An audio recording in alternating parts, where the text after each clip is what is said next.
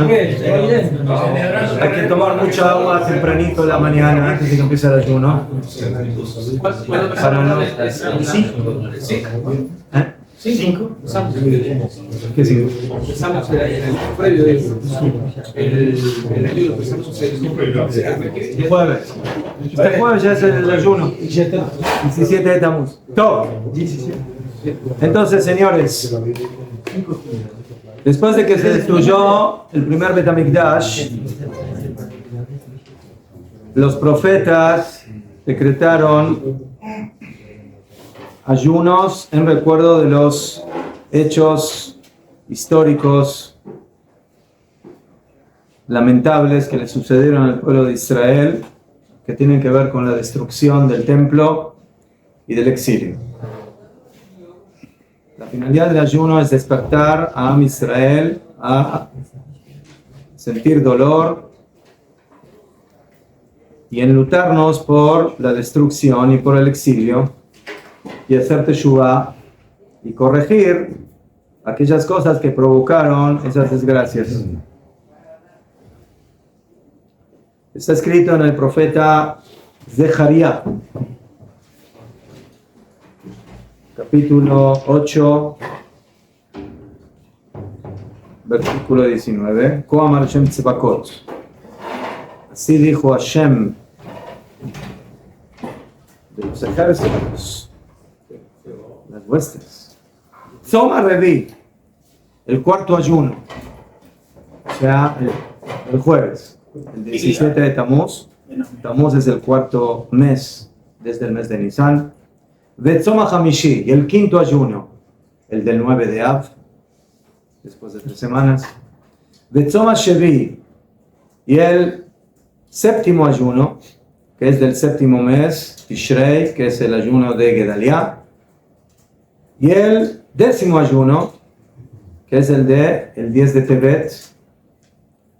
Y el Bet Yehuda será para la casa de Yehuda, le sazón, le simcha, regocijo y alegría, ule moadim tovim, y días buenos, ve'aemet ve'ashalom me'avu, y la verdad y la paz se amarán.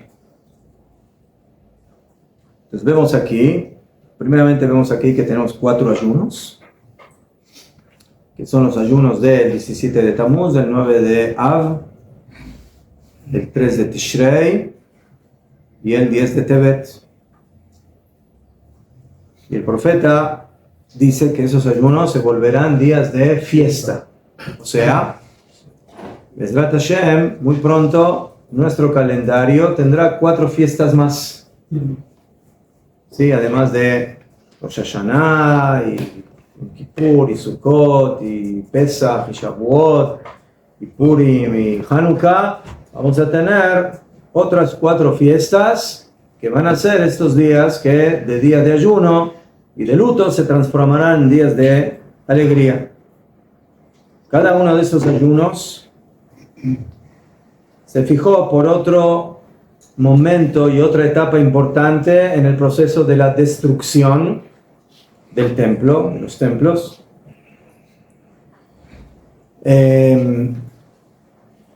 Comenzando por el 10 de Tevet, que ahí empezó el sitio a la ciudad de Jerusalén por medio de Nebuchadnezzar, emperador de Babel, Babilonia. En el mes de Tamuz, que es el ayuno que tenemos esta semana, si no es que viene el Mashiach antes,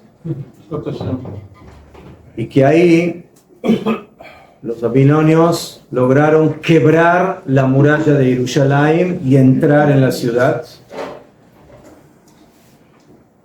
El 9 de Av ya es la destrucción y la quema del Bet HaMikdash. Y luego, el 3 de Tishrei, se fijó por la muerte de Gedalia ben Ahikam, que era básicamente el último dirigente político de los Yehudim que habían quedado en Yehudá luego de la destrucción del templo. Y cuando él murió, básicamente la última antorcha de algún tipo de soberanía judía sobre Eretz Israel se acabó. Entonces, esos son los 4 ayunos. Cuando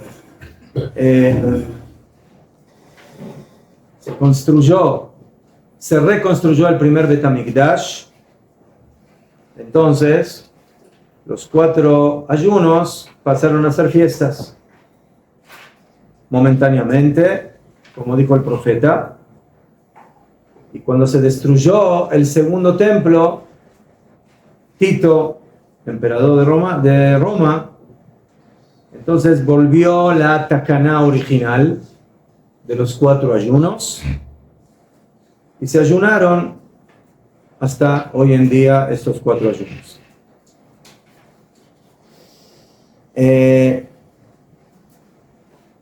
Uno de los 4 ayunos cambió un poco en su fecha, que es el ayuno del 17 de Tammuz.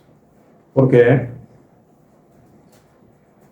Que según lo que está escrito, el primer Beit HaMikdash, ¿sí? Volviendo al tema de qué pasó el 17 de Tammuz, ¿sí? Se quebró la muralla de Jerusalén y entraron en Jerusalén. Sí, les tardó 3 semanas hasta que llegaron al Bet HaMikdash. En la época del primer templo, eso sucedió el 9 de Tammuz y no el 17 de Tammuz. ¿Okay? Y durante los 70 años, desde el primer Bet HaMikdash que se destruyó hasta que se reconstruyó, la gente ayunaba ese día, el 9 de Tammuz. Pero cuando se destruyó el segundo templo, el mismo suceso se dio no el 9 de Tammuz, sino el 17 de Tammuz. Y desde ese momento nosotros ayunamos el 17 y no el 9. ¿Okay? A pesar de que originalmente cuando se fijaron los 4 ayunos, se fijaron de acuerdo a la destrucción del primer templo. Históricamente, cuando volvimos a ayunar, ¿cuándo tenemos que ayunar? ¿Qué fecha? Del primero, del 9. ¿Okay? Y por eso ayunamos el 10 de Tevet, donde empezó el sitio de Nebuchadnezzar. ¿Okay? Y también ayunamos en Etzon Gedalia, que también tiene que ver con la época del primer templo. Aquí había una disyuntiva, o sea, Ulay ayunemos los 2, el 9 y el 17. Pero no, ayunar 2 ayunos tan seguidos, Jajamim no quisieron fijar, es demasiado fuerte. ¿Okay? Pero al final, después del primer templo, tuvimos un segundo templo. Pero después del segundo todavía estamos esperando y todavía, Bezrat Hashem, hacemos tefilá que muy pronto se reconstruye el tercero, pero todavía no lo tenemos. Entonces, a mí me dijeron de que el segundo templo en ese aspecto es más grave en ese sentido. Y por eso, a mí fijaron de que vamos a ayunar desde la época del segundo templo, de acuerdo a lo que sucedió en el segundo templo y no en el primero. Y por cuanto que ¿sí? La quiebra de la muralla de Jerusalén en la época del segundo templo fue el 17 y no el 9. Entonces por eso nosotros ayunamos el 17. ¿Okay? Y por eso vemos de que en el Pasuk no se habló del día, sino se habló del mes. O sea, Tzom Revi, el ayuno del cuarto.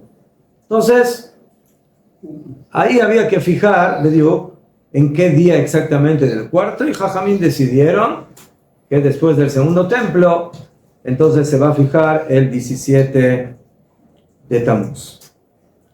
Muy bien.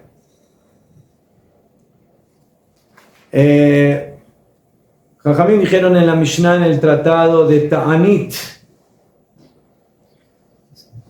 de que hay 5 motivos por los cuales se fijó el ayuno del 17 de Tammuz. El primero, que en ese día Moshe Rabbeinu bajó con las tablas, con las lujot, y se encontró con la triste realidad del baile de Am Israel alrededor del becerro de oro, el Geta Egel. Entonces, el Geta Egel fue en ese día, y en ese día Moshe Rabbeinu rompió las lujot. Ese fue el primer hecho histórico que sucedió tristemente el 17 de Tamuz. El segundo, se anuló el Korban HaTamid. El Korban HaTamid, que era el principal sacrificio que había en el Bet HaMikdash, que se traía 2 veces por día, uno por la mañana y uno por la tarde. Y en el momento de que los romanos hicieron el sitio alrededor de Jerusalén, Jajamín dicen de que todos los días les bajaban cabritos para poder hacer el Korban, el sacrificio. Y eso sucedió hasta el 16 de Tamuz. Y el 17 de Tamuz fue el primer día, como cuenta la Gemara, de que sí, le bajaron en lugar de eso, le bajaron un cerdo, ¿verdad? Y se estremeció la muralla de Jerusalén.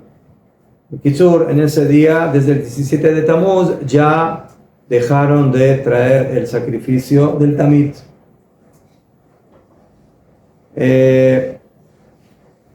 Otra cosa que sucedió es lo que ya dijimos, que se quebró la muralla de Jerusalén, por lo menos en la época de, como dijimos, del primer templo, segundo templo, 9, 17. La cuarta cosa que sucedió en este día fue la quema de la Torá, Apostomus, que uno de los generales del enemigo quemó la Torá, y también el rey Yerobam colocó una esfinge en el Bet HaMikdash. Y en ese momento, según la tradición de los Jajamim, eso sucedió el 17 de Tamuz. Entonces tenemos aquí 5 cosas que Jajamim especifica, que por ellas nosotros ayunamos este día, el 17 de Tamuz.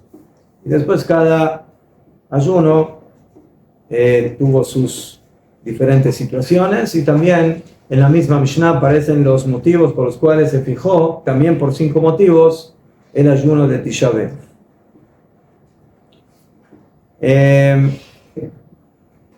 Para entender un poquito cómo funciona el tema este de los ayunos, al principio Jajamín fijaron que los ayunos tenían que ser como Yom Kippur. ¿Cómo son como Yom Kippur? Que es todo el día, 24 horas, desde la salida de las estrellas, con todas las prohibiciones, no solamente comer y tomar. ¿Por qué? Porque siempre lo que metaknim Jajamim, lo que fijan Jajamim, es que en deoraita, o sea, lo hacen como la semejanza al ejemplo que tenemos en la Torah. ¿Okay? Y así acostumbraron los primeros 70 años, hasta que Bené Israel regresaron de Babel, los que regresaron, Ezra, Nehemías. Y cuando volvieron de Babel y construyeron el segundo templo, se anularon los ayunos, como dijimos, y pasaron a ser días de alegría. Cuando se destruyó el segundo templo y volvieron a decretar estos ayunos,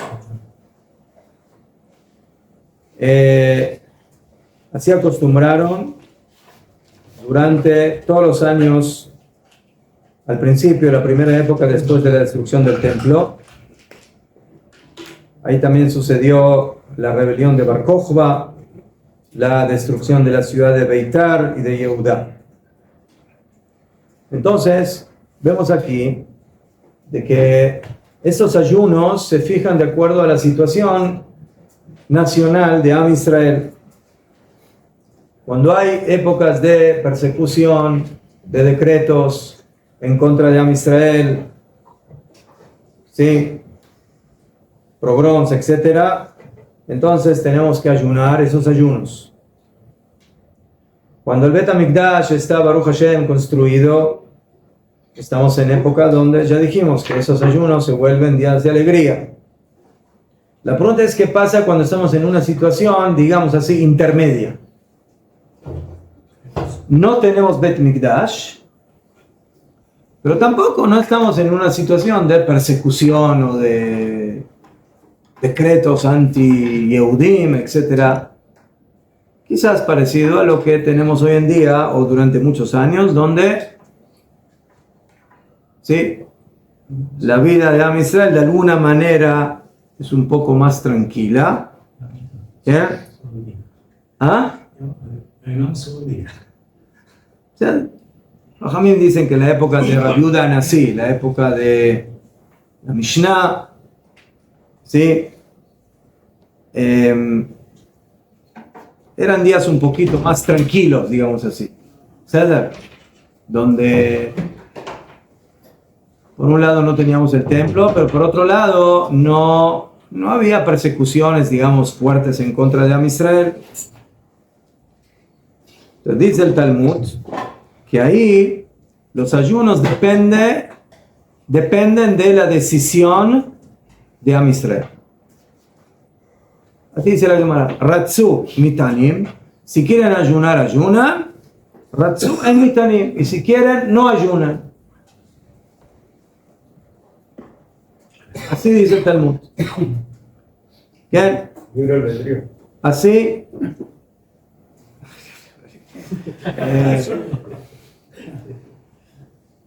Y así es la halajá en el 10 de Tevet, 17 de Tammuz, Tzom Gedalia.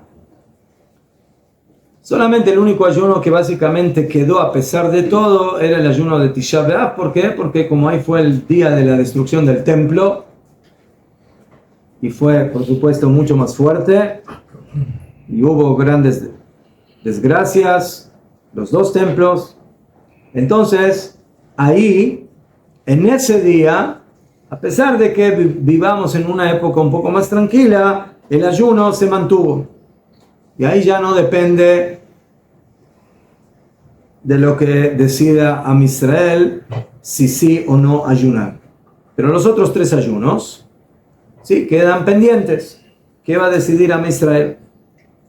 Lemaaseh, halajá lemaaseh, como vemos, la costumbre de Am Israel es que también en situaciones intermedias donde no tenemos un galut fuerte, peligroso, pero tampoco no tenemos Bet HaMikdash, entonces se continúa con los ayunos. Y así será hasta que se reconstruya el tercer Bet HaMikdash, donde los días se van a transformar en días de alegría. Ya, pero aquí viene la diferencia.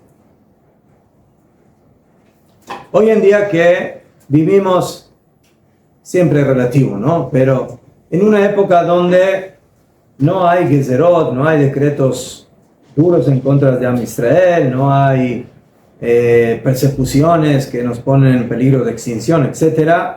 Pero por otro lado no tenemos el Bet HaMikdash.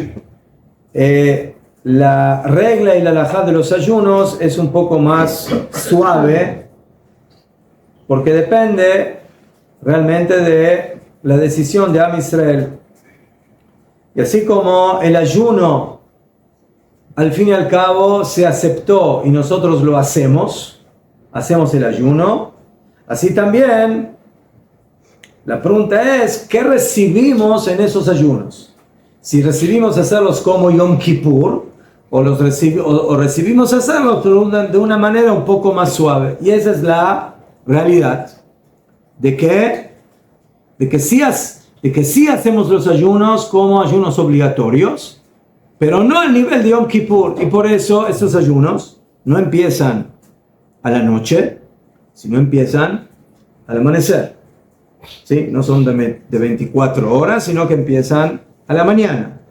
2, estos ayunos no incluyen las 5 aflicciones, sino que solamente incluyen la prohibición de comer y tomar. Pero no está prohibido lavarse, no está prohibido untarse, no está prohibido utilizar el calzado de piel y tampoco no está prohibido en un principio la intimidad. Pero lo que se mantuvo o lo que se sostiene del ayuno es el ayuno en sí mismo. No comer y no tomar. Hay jumbrot también en las otras cosas, pero son jumbrot. Según el Ikaradín, uno se puede bañar, uno se puede todo lo demás. Muy bien. Entonces, eso es una diferencia. La diferencia está en el tiempo, que son ayunos cortos, ¿sí? La otra es las aflicciones que hay en Yom Kippur y que no hay en estos ayunos. En Tisha B'Av sí. En Tisha B'Av sí. Tisha B'Av básicamente es como Yom Kippur, en el sentido de las aflicciones y del tiempo del ayuno. Se empieza a ayunar desde la noche, desde la tarde y también se aplican las aflicciones. Pero aquí estamos hablando de los otros 3 ayunos, ¿sí? Y uno de ellos es el que tenemos este jueves. Otra cosa que diferencia en estos ayunos es que en Tisha B'Av las mujeres embarazadas y las mujeres que dan de amamantar tienen que ayunar. Y solamente una mujer, un hombre o mujer enfermos están eximidos del ayuno. ¿Sí? Y no tiene que estar enfermo a nivel de pikuach nefesh, o sea que está en peligro, porque eso a filo se puede comer en Yom Kippur. ¿Sí? Una persona que está enferma en Tisha B'Av puede comer, tiene permiso de comer. Pero una mujer que está embarazada, y hablo de una mujer que está embarazada que está en un embarazo normal, o que está dando de amamantar y le va bien en ese sentido, entonces esa mujer no puede comer, tiene que ayunar en Tisha B'Av. ¿Qué pasa en los otros 3 ayunos? No solamente un enfermo está eximido del ayuno, sino que también una mujer embarazada y una mujer que da de amamantar está eximida y no tiene que ayunar. ¿Y esto es por qué? Porque otra vez, porque desde el momento que se aceptaron estos ayunos, se aceptaron con estas condiciones. ¿Qué condiciones? El tiempo, las aflicciones y también quién tiene obligación de ayunar y quién no. Y por eso una mujer embarazada o que tiene o está embarazada no tiene que ayunar, a pesar de que también en esto hay jumbrot, más que nada a nivel ashkenazí, pero oficialmente están eximidos. ¿Qué? Hay quienes dicen que es mejor, por ejemplo, no lavarse con agua caliente, ¿sí? Pero otra vez, si es para necesidad, por limpieza, urgente, entonces se puede lavar con agua tibia, ¿sí? Por supuesto que en estos días no corresponde escuchar música y no cortarse el pelo y no hacer cosas que son asuntos de alegría. Como se acostumbra, como vamos a ver en estas 3 semanas, que las leyes de luto van en ascenso. Sí, quiero explicar algo aquí. Nosotros tenemos 2 tipos de luto. Tenemos luto nuevo y luto viejo. ¿Cuál es el luto nuevo y cuál es el luto viejo? El luto viejo es el luto por los templos. Eso es Abelut. ¿Cuál es el luto nuevo? El luto nuevo es cuando una persona, Hasbe Jalila, le falleció a algún ser querido y por él tiene que sentarse Shiva. ¿Sí? Le falleció el papá, la mamá, el cónyuge, los hijos, hermano, hermana. Entonces, según la halajá, hay que hacer luto. ¿Qué? Ya, hay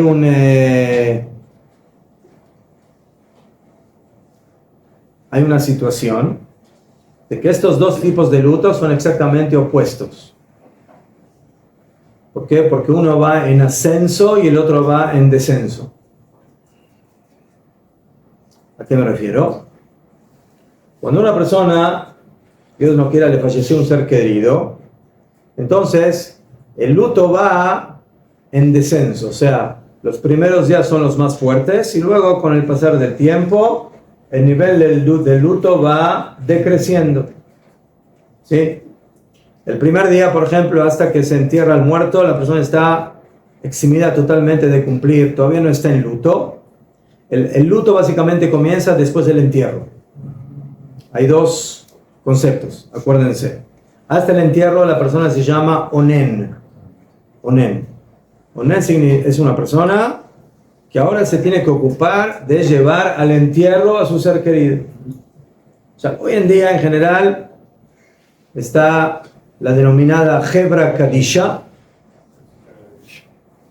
que es el grupo de personas que está encargado de todo lo que tiene que ver con el entierro.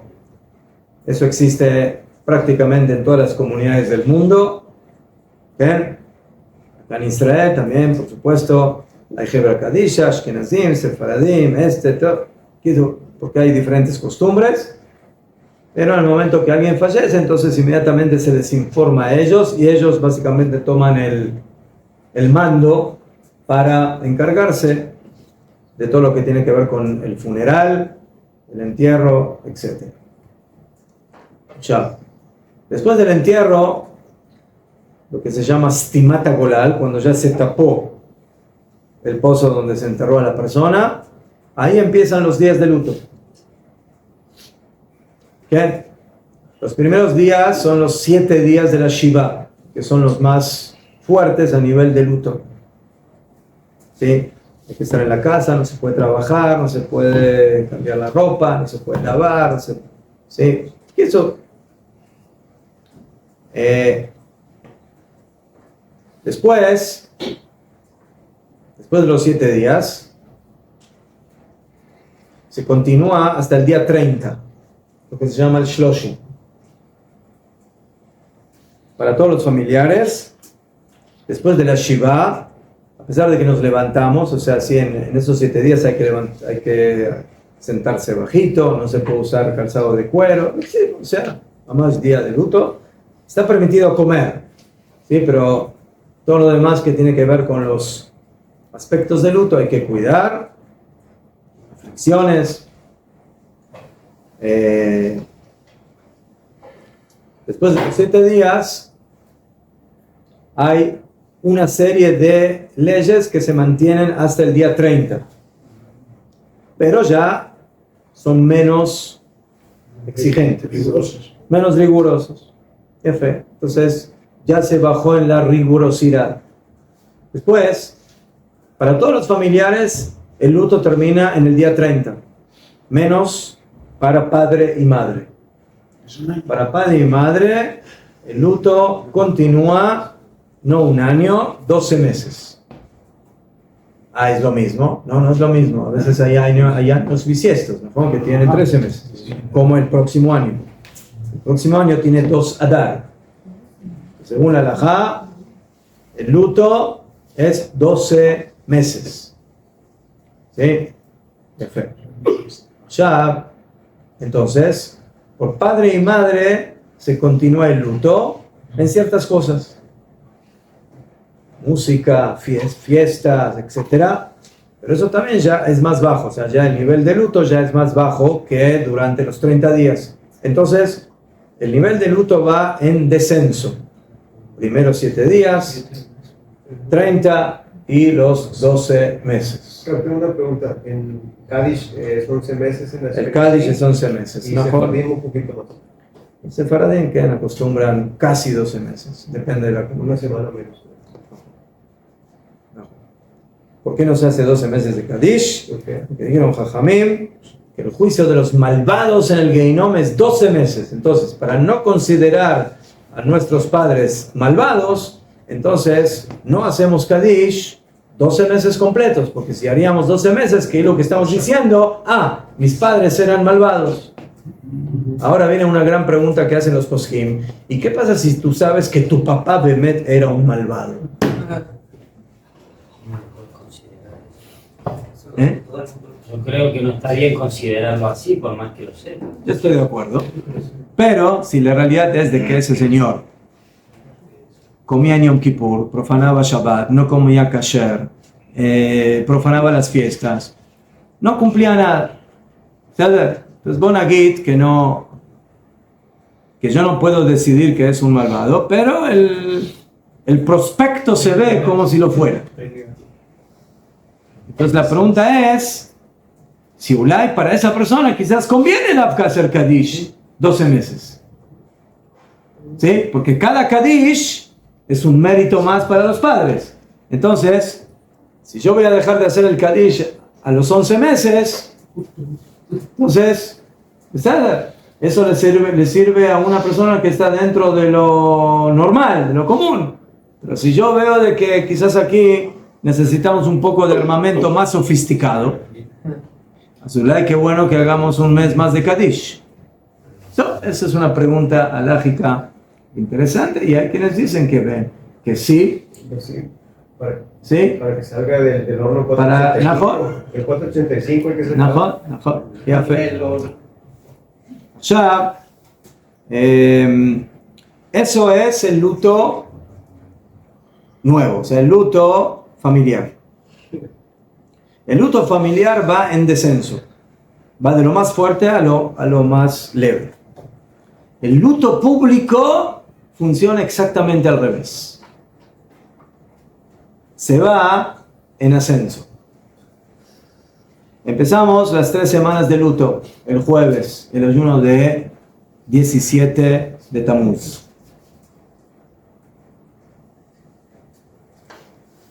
Desde el 17 de Tamuz comienzan las denominadas 3 semanas.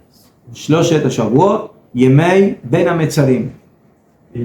Ben HaMetzarim. 3 semanas. Entonces, bueno, el ayuno son leyes de ayuno. Pero ya desde el ayuno de Shiva Asar Betamuz tenemos ciertas costumbres de luto. ¿Sí? Dependiendo de las comunidades. No cortarse el pelo, no, música, etc. Hay algunas cosas. ¿Sí? Después de 12-13 días, llega Rosh Chodesh Av. Llega Rosh Chodesh Av. Y el Talmud dice, Mishenichnas Av memaatim besimcha. Desde que empieza el mes de Av, disminuimos en alegría.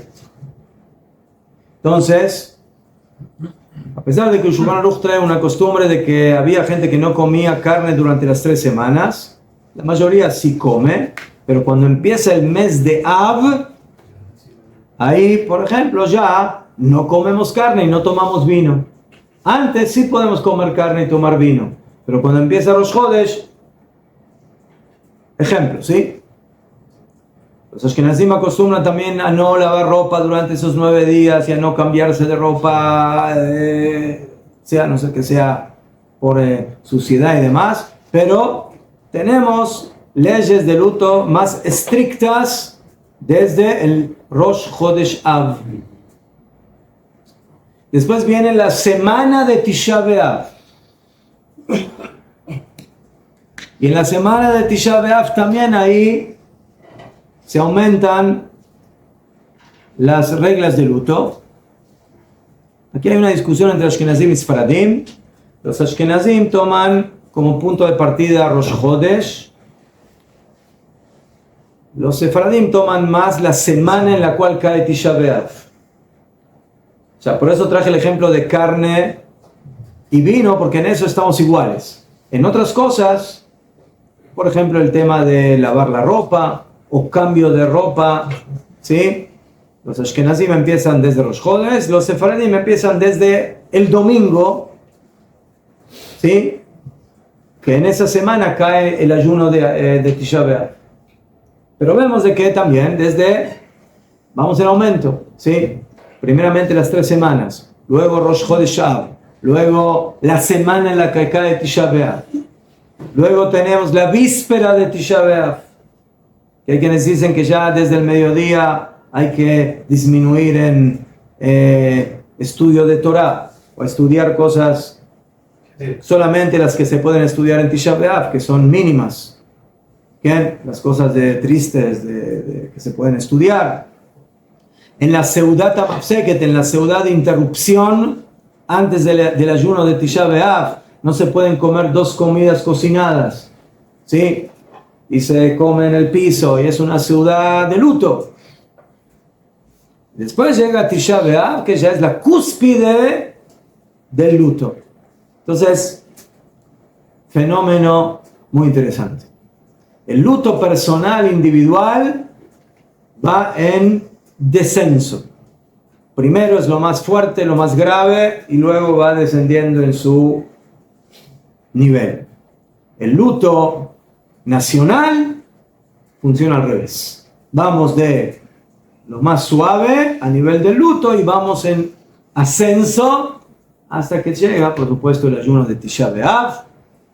En Tisha B'Av ya, por supuesto, el ayuno y a las 5 aflicciones, y el ayuno es completo, y muchas costumbres no se ponen tefilín y talit en la mañana, solamente en la tarde. Eso ya depende de la costumbre. Todo eso es, ¿okay?, para que entendamos la diferencia que hay entre los dos tipos de luto.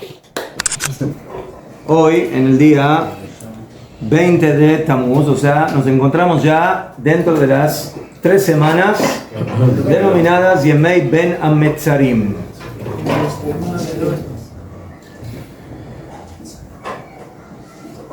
El 17 de Tammuz hicimos el ayuno de Shiva Asar Betamuz, 17 de Tammuz, por los 5 motivos que figuran en el tratado de Ta'anit, y que en relación a la destrucción del Bet HaMikdash, del templo, que es el tema central, Jajamim hablan que ahí fue quebrada la muralla de Jerusalén y los enemigos ya entraron a Jerusalén. Y después de 3 semanas, en Tisha B'Av, los enemigos llegaron al Bet HaMikdash y destruyeron, quemaron el Bet HaMikdash. En base a eso, nos dice nuestro Jajamim, estas 3 semanas se consideran semanas de luto para Am Israel y que van creciendo en su gravedad. Primero desde el 17 de Tammuz hasta Rosh Chodesh Av, hasta que empieza el mes de Av. Después de Rosh Chodesh Av, cuando llegamos a Shavua Shechal Bo Tisha B'Av, la semana en la que cae Tisha B'Av. Después llegamos a la víspera de Tisha B'Av. Y después el ayuno de Tisha B'Av propiamente dicho, donde ahí básicamente es la cúspide del luto de estas 3 semanas.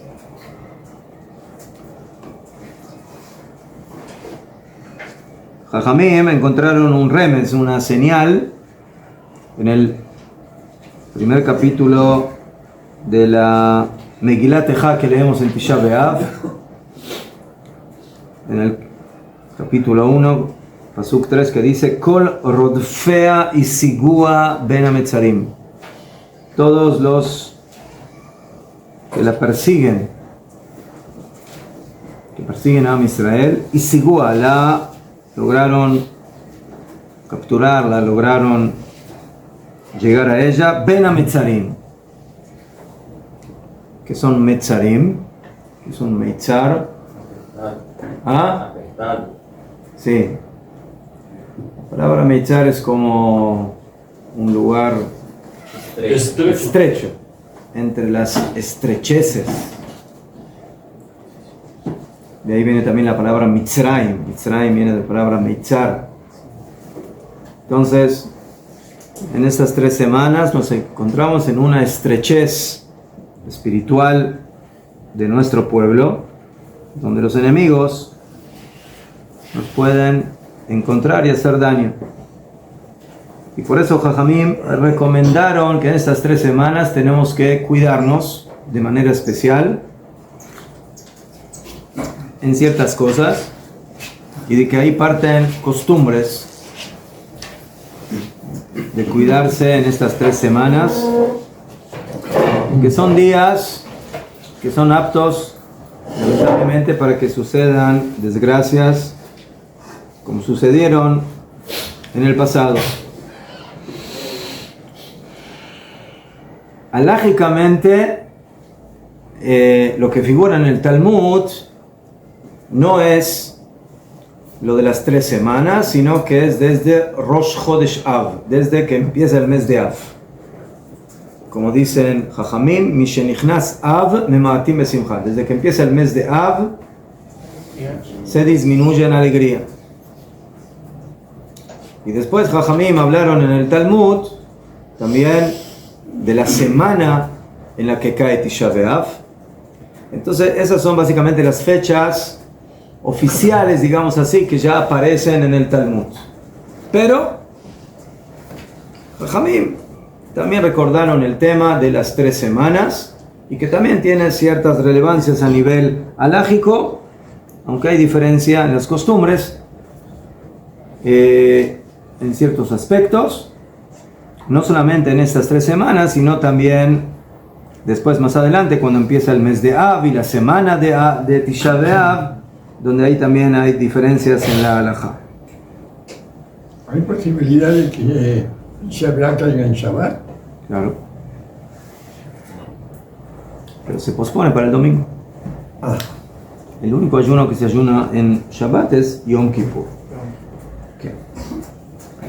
Entonces por eso Jajamim dijeron, por ejemplo, que hay que cuidarse. Si una persona sale de paseo o va al mar, se baña en algún lugar, de que si siempre hay que tener cuidado, en estas semanas, mucho más que hay que tener cuidado, porque otra vez hay una especie de dimensión de energía negativa. Jajamim decretaron de que para recordar los sucesos de esta época se deben leer en estos 3 Shabbatot Haftarot, que tienen que ver con Puranuyot, con desgracias que le sucedieron a Bnei Israel en estas épocas. Empezamos este Shabbat ya con el profeta Ermiau, y después de Tisha B'Av se leen lo que eso se llaman Tlata de Puranuta, las 3 lecturas de las desgracias. Tlata, Shalosh, de Puranut, de desgracia. Después de Tisha B'Av empezamos con Nahamu, Nahamu a mí. Consuélate, consuélate mi pueblo. Y de ahí se leen 7 semanas seguidas Sheva de Nehemata, o sea 7 Haftarot que hablan del consuelo de Am Israel. ¿Okay? Entonces 3 son de desgracia y 7 son de consuelo. Así también aparece en el Shulchan Aruch. Y como dijimos, a pesar de que Jajamim no especificaron decretos especiales en estas 3 semanas, como antes de llegar a Rosh Chodesh o a la semana que cae Tisha B'Av, hay ciertas cosas que Am Israel disminuye en estos días, bailes, fiestas, y también de hacer la brajá de Shehecheyanu. Como sabemos, la brajá de Shehecheyanu se hace Por alegría. por cosas que nos provocan alegría. La persona compra una ropa nueva, come un fruto nuevo que mucho tiempo no lo comió, que es de la nueva época.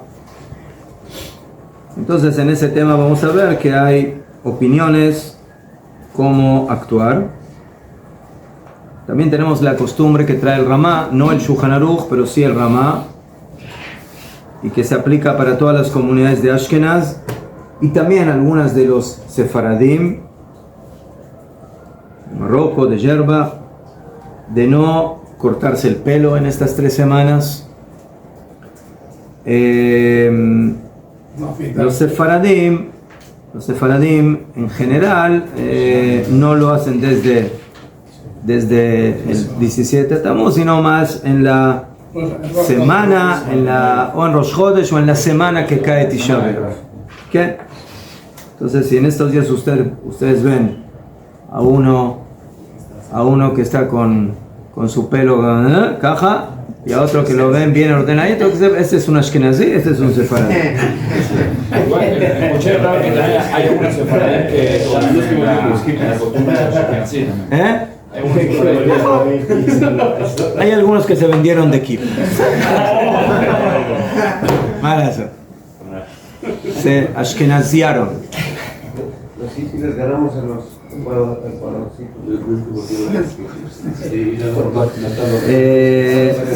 lo mismo sucede con matrimonios. ¿Sí?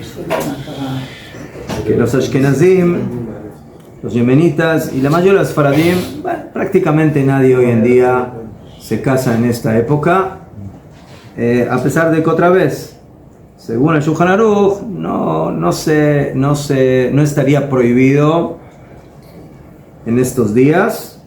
Sí, hasta Rosh Chodesh no estaría prohibido, pero sí, como hoy en día estamos todos mezclados, entonces vas a hacer una boda, entonces la mitad de los invitados son ashkenazim y que van a venir, no van a venir, van a participar, no van a participar. Si hay urgencias. Ya fe. Si hay urgencias, eso sí. Quiero jajamim, que si uno se quiere comprometer, se puede comprometer. Afirmo en Tisha B'Av. ¿Por qué? Porque si no me comprometo, Ulay va a venir el vecino y me la va a quitar.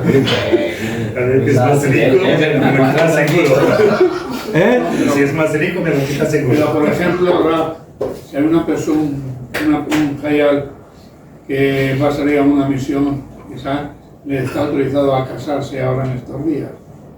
Para... no sé, déjalo. Sí, habrá que analizar cada caso. Sí, no, cada caso por eso digo que es costumbre y también hay una pregunta, si es costumbre de una persona que todavía no cumplió la mitzvah de Priyá Berebiá, o sea que todavía no tuvo hijos, que nunca se casó, entonces ahí es posible que haya un permiso también más fuerte, pero en forma general, en esta época, sin entrar en las excepciones, que siempre hay en toda regla excepción, entonces las personas no se acostumbran a casar, a pesar de que esto aparece como una costumbre en nombre del Ramá y no del Shulchan Aruch, que solamente desde el Rosh Chodesh no se harían matrimonios.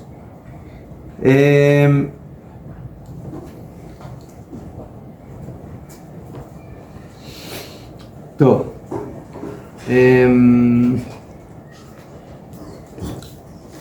La pregunta que siempre hace la gente en estos días es respecto a escuchar música. Hay gente que necesita terapia musical, ¿sí?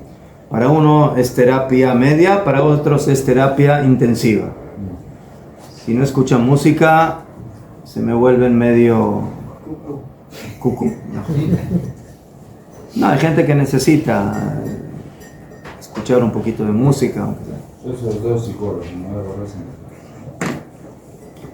¿no? Entonces, de forma general, hay que participar de actos musicales, recitales, etcétera. Todo eso, que no corresponde, está prohibido en estos días. La pregunta es: ¿qué pasa si una persona quiere escuchar? Sí, como hoy en día generalmente no escuchamos de manera directa, sino que escuchamos música grabada o ese tipo de cosas por medio de diferentes aparatos que tenemos.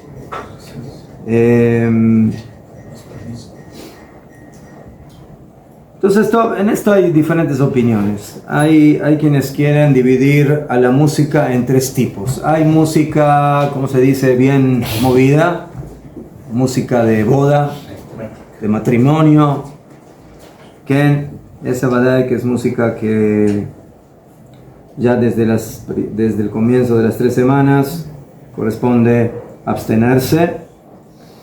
¿Por qué? Porque es música alegre, música de felicidad, música de bodas, entonces de eso ya hay que abstenerse de una manera más clara. Después tenemos la música que podríamos decir es la música común, música de boda, sí, música que es buena, tranquiliza. Después hay música lenta, hay música ambiental, música ¿cómo se llama esta música?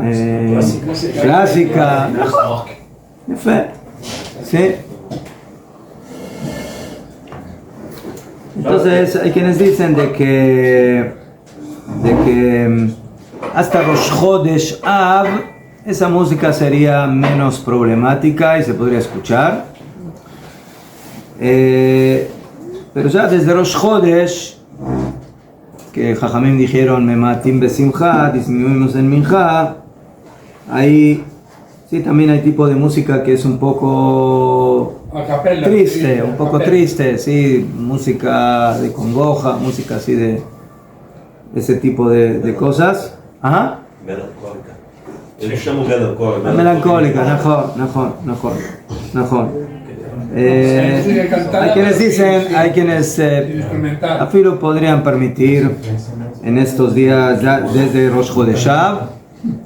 Hoy en día existe otro estilo de música que se llama música instrumental, que es vocal y no tiene instrumentos, que uno le escucha y parece que hay instrumentos, pero no es instrumentos. ¿Dónde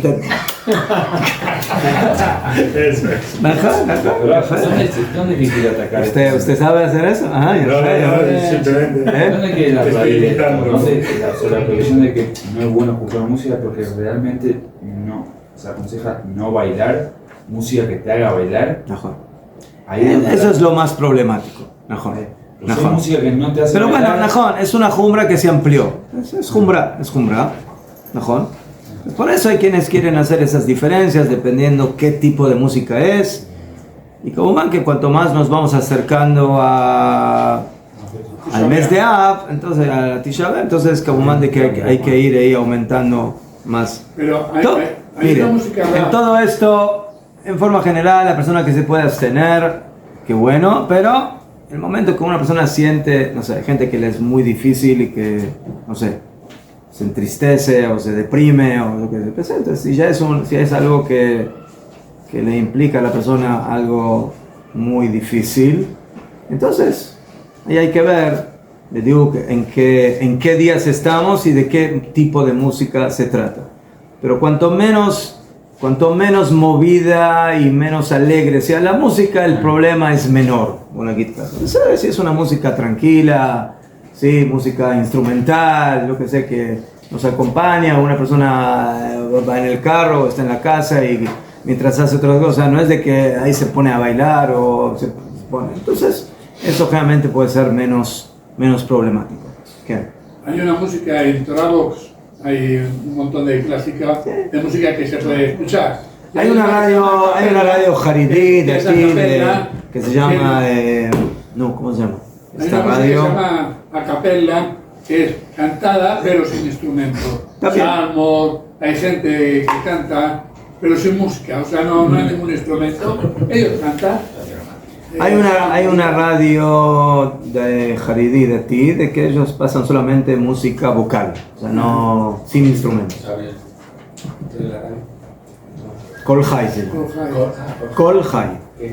Y si quieres, vete 9280 o 9230 AM. ¿Ah? ¿Qué pasó? No, pero si quieres en Toravox, recibo comisiones. En Toravox, busca Toravox y ahí hay un montón y ahí viene música a capella, que se dice. Por la música Es entendemos la voz. Torah Box, pero no Box. Es Torah- Eso es Eso es- Por la música entendemos la voz o sonido. Que es diferente. El problema más serio en la música son los instrumentos musicales. Top. También en el tema de los tiulim, de los paseos. Miren, hay un problema muy serio en Israel, porque siempre las 3 semanas caen aquí en Israel en la época de vacaciones. ¿Por qué no? Entonces hay rabanim que dicen, en estas 3 semanas no hay que estar de vacaciones, hay que estudiar. Haz vacaciones más tarde. Sí, pero el problema. Es un problema, porque cuando vas a hacer las vacaciones, si las haces más tarde, entonces ya cuando sea el mes cercano, bueno, vienen las fiestas, Rosh Hashanah, Yom Kippur, entonces otra vez vacaciones, entonces que ahí van a ver, no sé, es un tema que hay que ver cómo solucionarlo. Entonces, otra vez, en un principio no hay una prohibición de pasear, no es la época, otra vez, estoy hablando ya desde Rosh Chodesh, la semana de Tisha B'Av, que ahí corresponde mucho menos hacer paseos, ¿sí? Entonces también depende de qué tipo de paseos, si son paseos más educativos o paseos tan para vacacionar o pasarla bien, ¿ok? Entonces, otra vez, hasta Rosh Chodesh todo sería menos problemático, aunque hay que tener cuidado, como dijimos, porque estamos en las 3 semanas, pero desde Rosh Chodesh que hay que tratar de disminuir, bajar el volumen de los paseos, especialmente si son por regocijo y alegría. Si es por educación, yo qué sé, tienes niños que, no sé, ahora están en las vacaciones, entonces hay que hacer algo con los niños. ¿Qué haces? ¿Sí? ¿Sí? Hay 2 opciones, o que se matan en la casa o que pasean fuera de la casa.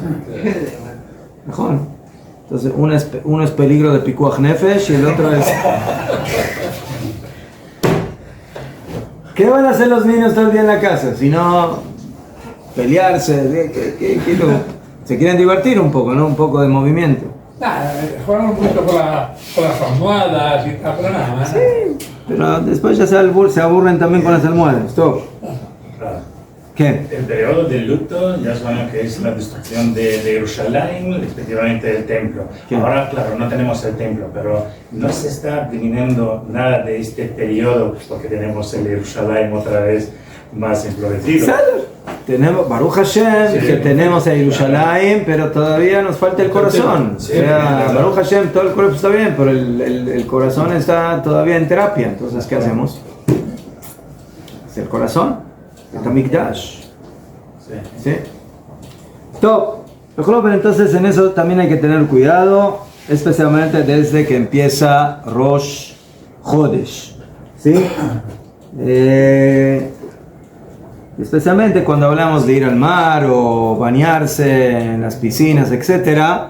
Para los Ashkenazim, Michlal es problema desde Rosh Chodesh porque ¿sí? En un principio los Ashkenazim desde Rosh Chodesh no se bañan, no se lavan. Paradim es desde la semana que cae Tisha B'Av. ¿Sí?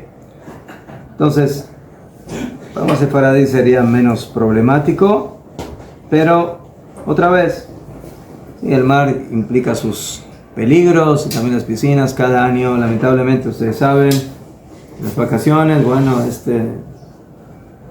lamentablemente murió ahogado en el mar, o siempre hay cosas, ¿sí? Que no perdonan, entonces especialmente en estos días hay que tener mucho cuidado. ¿Qué pasa con la braja de Sheheyanu en estos días? Entonces en eso también tenemos discusión entre los poskim. Hay de los rishonim que dijeron de que hay que cuidarse de no comer frutos nuevos que vienen de época en época, o de comprarse una ropa nueva que exige hacer para ella Sheheyanu. ¿Por qué? Porque, ¿cómo vas a decir Sheheyanu en días que son tristes, ¿sí? O sea, que nos hizo vivir y nos hizo llegar a estos días. Estos días son días que son difíciles y duros, de desgracia. Y a pesar de que hay poskim de que no están de acuerdo con esto y dicen que no es necesario cuidarse, pero la costumbre en general es de leachmir, de no decir Sheheyanu en estos días de Bein HaMetzarim. Y por eso hay que cuidarse en lo posible de no comprar frutos que nos van a exigir hacer Sheheyanu o ropas nuevas que nos van a exigir a decir esa braja. Pero si una persona necesita comprar, por ejemplo, ropa interior o tipo de cosas que por ellas no se dicen Sheheyanu, entonces hasta Rosh Chodesh Av, verdad que no hay problema, porque por el hecho de comprar en sí ropa nueva no es problemático, y Sheheyanu tampoco, porque por esas cosas no se dice Sheheyanu. ¿Qué? O sea que ya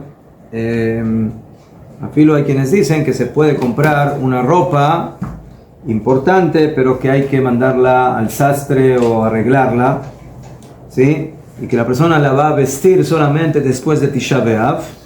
Bueno, aquí una persona tiene una boda inmediatamente después de Tisha B'Av y necesita ahora comprar esa ropa para que la arreglen de acuerdo a su medida, etc. Entonces, por cuanto que esa ropa momentáneamente no la puede vestir, entonces la costumbre es de no hacer Sheheyanu en el momento de la compra, sino en el momento de la vestida, o sea, cuando nos vestimos y nos ponemos la ropa. Entonces, si yo me voy a poner la ropa después de Tisha B'Av, ¿qué? Entonces, ¿sí? Entonces, hasta Rosh Chodesh se puede comprar esa ropa, aunque yo voy a decir Sheheyanu por esa ropa, pero después de Tisha B'Av. Ahora no, porque todavía es una ropa que no la voy a vestir y la tengo que mandar a arreglar. No, son gente que se compra ropa, pantalones nuevos y se lo corta así. ¿Será por eso? No, eso ya viene hecho, ¿no? Los agujeros en los pantalones. Cuanto más agujeros tiene el pantalón es más caro, ¿no? Por cada agujero hay que pagar más. Claro, si tenemos sublimidad, podemos decir. ¿Tenemos que? Sublimidad. ¿Qué? Yo pide una vez. Una fruta de temporada, se puede decir Sheheyanu en Hay que esperarse. En Shabbat ahí hay más discusión. Kohen Kol, para que es una persona tiene un Brit Milá o un Pidyon Aben, donde se dice Sheheyanu, es verdad que ahí se dice la braja porque ahí no tienes elección, tienes que hacer la mitzvah cuando es la fecha. Al octavo día el Brit Milá, al 30, 31 en el Pidyon Aben. Entonces Hashem me mandó la mitzvah, se hace la braja de Sheheyanu. ¿Qué? Ya fe. En los Shabbatot aquí ya hay un poco más de discusión. Según la mayoría de los poskim, en Shabbat yo compré una fruta nueva y la quiero comer en Shabbat. Hay muchos que permiten decir Sheheyanu en Shabbat. Y a pesar de que el Ari Kadosh, según los Mekubalim, son mahmirim en eso y dicen que mejor no hacer la braja ni siquiera en Shabbat, pero según la halajá, el que quiere hacer braja Sheheyanu por un Pri Hadash, por un fruto nuevo, puede hacer la braja en los Shabbatot de estas semanas. ¿Qué? Ya es por eso, una persona que, no sé, va a hacer sus compras y de repente encuentra una fruta que todavía no comió de la época y que hay que decir Sheheyanu, entonces que si la compró una semana, que la deje para Shabbat, y que diga la braja. ¿Qué? Y hay quienes dicen que si no va a tener ninguna opción y que no sé, y que es una fruta que tiene muy poquito tiempo, y ni lo de ahí está en una situación que ni siquiera la puede guardar para Shabbat. Hay algunos que permiten a filo hacer la brajá de Sheheyanu en día de semana, pero en general sí existe. Si hoy en día tenemos refrigeradoras, podemos guardar el fruto, lo dejamos para Shabbat y decimos la brajá en Shabbat. Ya tenemos que bajar. Volviendo al tema de matrimonios, dijimos que la mayoría de las comunidades no se casan en estas 3 semanas. Y a pesar de que según el Din, el isur de matrimonio en estos días solamente sería prohibido para personas que no tienen mamash obligación de casarse, o sea, que ya cumplieron la mitzvah de prurbu, o sea que ya tienen un varón y una niña, y que ya cumplieron la mitzvah de oraita de reproducción, pero la persona que no, sí puede casarse a filo en los 9 días. Pero la costumbre es que hoy en día nadie se casa porque son días de desgracia, entonces la gente no quiere casarse en días que implican, días que no son de mucha suerte o de mucha alegría para nuestro pueblo, a pesar que no tienen Siman Tov, que no tienen un Mazal Tov. Entonces, por eso, ¿qué? Pero hasta Rosh Chodesh es menos problemático, Badai. ¿Sí? Ahí hasta Rosh Chodesh, Badai para Sfaradim sería menos problemático, pero como ya dije, ya hoy en día, por temas también de logística y de quién va a venir y quién no va a venir, y esto no, de la mitad de los invitados ya, todo es bueno, le va a salir más barata la boda, pero no viene mucha gente. Es buena idea organizarlo justamente en esos días, ¿no? Para ahorrarse unos buenos pesos. Tiernos, ¿no? Para los tiernos. ¿Cómo?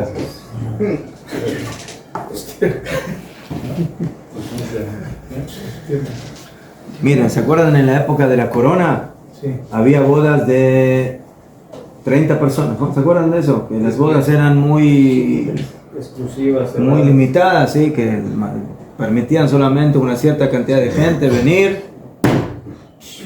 Hay gente que extraña esa época. Online, ¿Eh? online. El consumo es bajo. Por la cuenta. Sí. Funciona. Bodas ahorrativas. ¿Qué? Miren, les voy a contar, aquí en Jerusalén, hace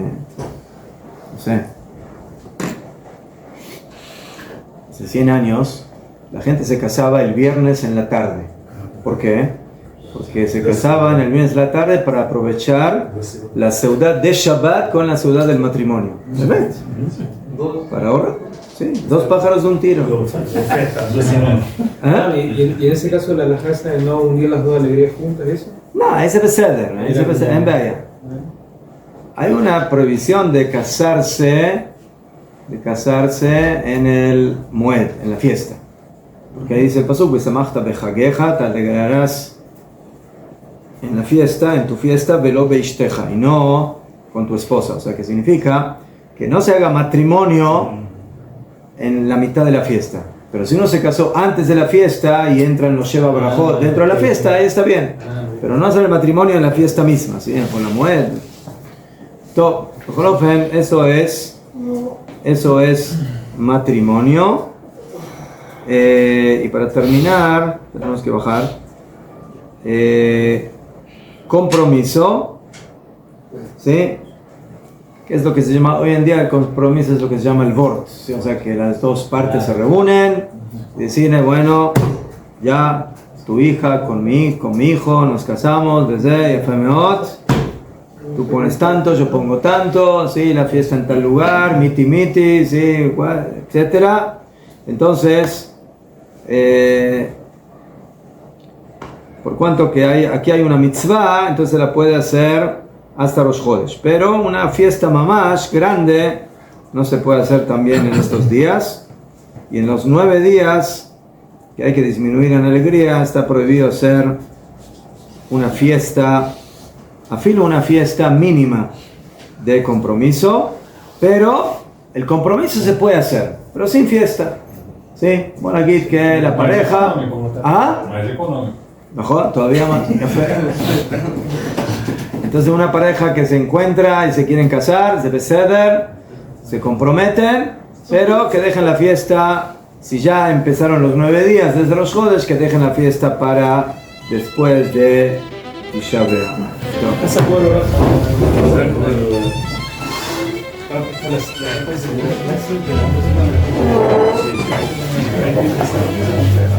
Señores.